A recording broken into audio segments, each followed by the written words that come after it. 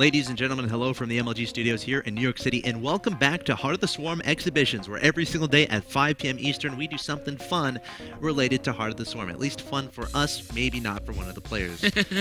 Game 1, Goswser fell to the mighty Mutalisk play from BabyKnight there, and we made a little bet in Game 1 as far as who would cry and bounce first pertaining to any unit at any time. And it's already happened. It happened in between games. If we can get a shot of my screen really quick, Michael Doblar, aka Goswser, right after that game finished, said Mutalisk's Imba. So it is occurred. Whoever said Goswser would be first, and look at this, they're talking some noise here in the chat. It's pretty funny. BabyKnight saying, "I'm just trying to make it entertaining." Yeah. Mutas are entertaining.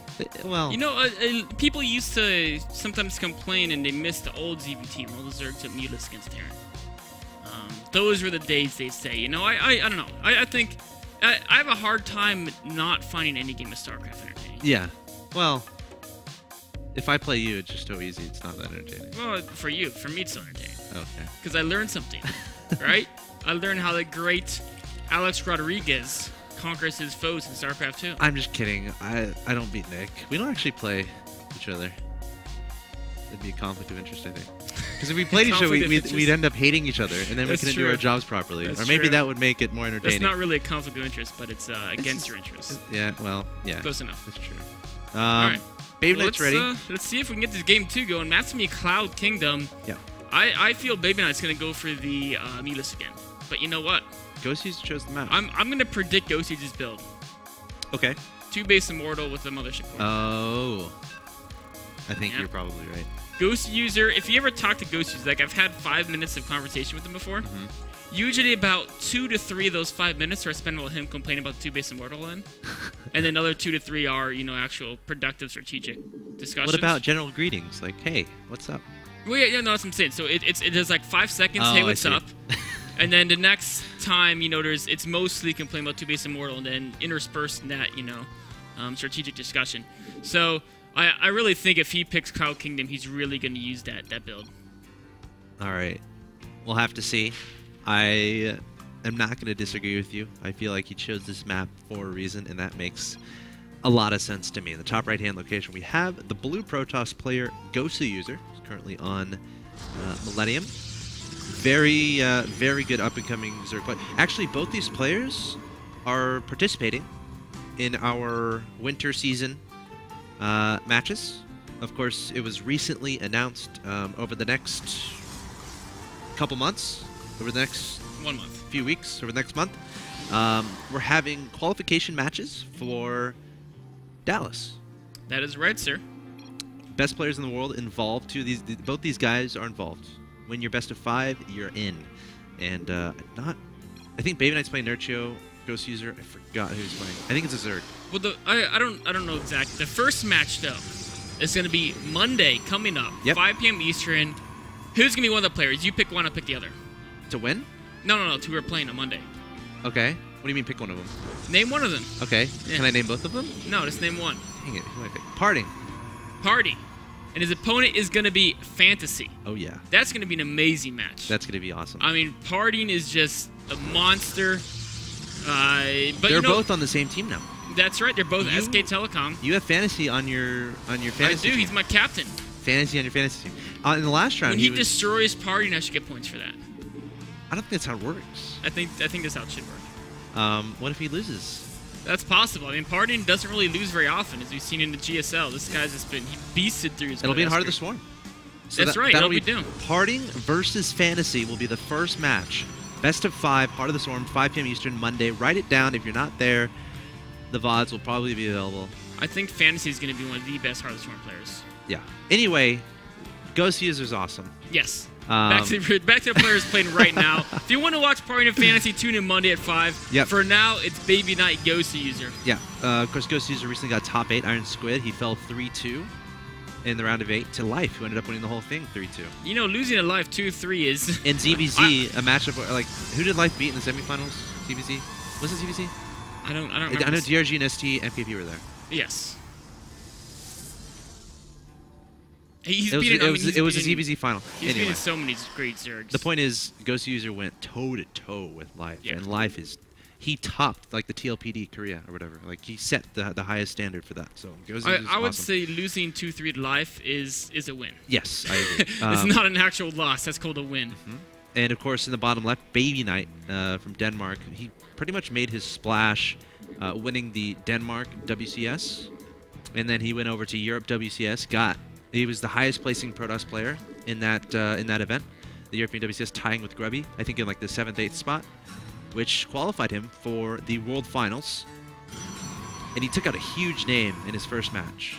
But then he ended up losing twice, I think. But BabyKnight getting awesome results here and there. He's going to play Nurchio in a best-of-5 Heart of the Swarm to try to get a spot at MLG Dallas. So, one thing I've noticed Goswser doing is he doesn't like the Forge Expo. Right. And I'm trying to think about how, like, I mean, in Wings of Liberty, it's most agreed upon that the Nexus Forge opening is the strongest opening in PvC. Like, almost all pro. Oh, no. There's 3 sentries, you should be okay, as long as you micro as well.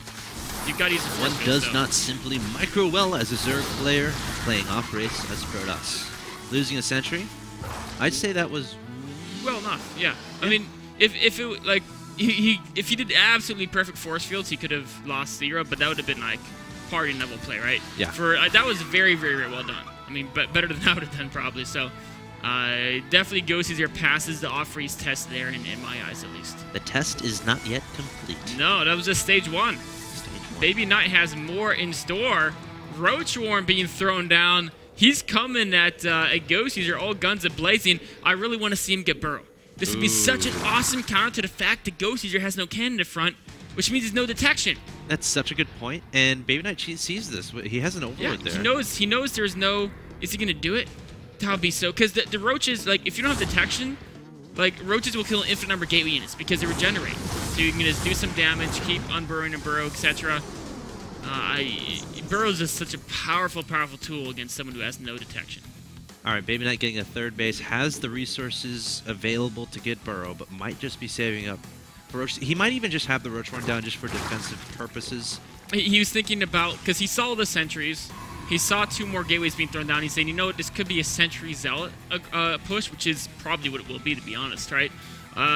That's a high possibility, and against a sentry zealot push, Zergians are not very effective. So I really want to get some roaches ready. All right, we'll keep an eye on that. BabyKnight, again, securing his 3rd base, going up to Lair. Hasn't made any roaches just yet, but has that Roach Horn just in case he needs to. Mothership Core here from Goswser. I just started laughing at Goswser. What happened? So Goswser was trying to get his probe out of his base and wall in at the same time. And like twice in a row, he builds the pylon, but the probe's still on the inside of the wall, right? He's like, well, that's a lot harder than it looks. It's the little things that people have trouble with, right? Like, having trouble there, Goswser.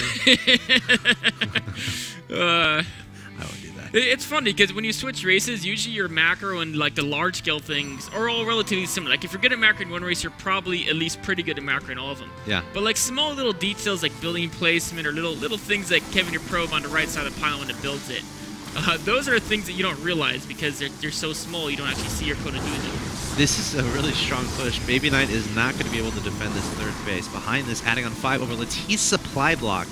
Oh no. 5 overlords. At the 9 if he minute had mark. Burrow, he would have no problem holding this, but without Burrow, this could be very, very tricky.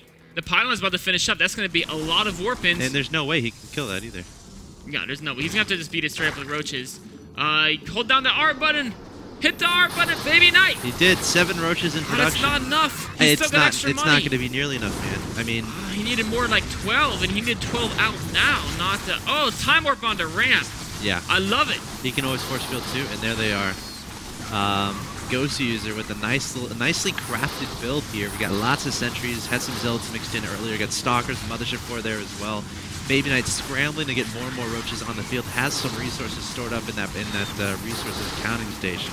But nice force fields here from Goswser. They're going to be isolating units everywhere. There's the time warp to make a terrible situation even worse.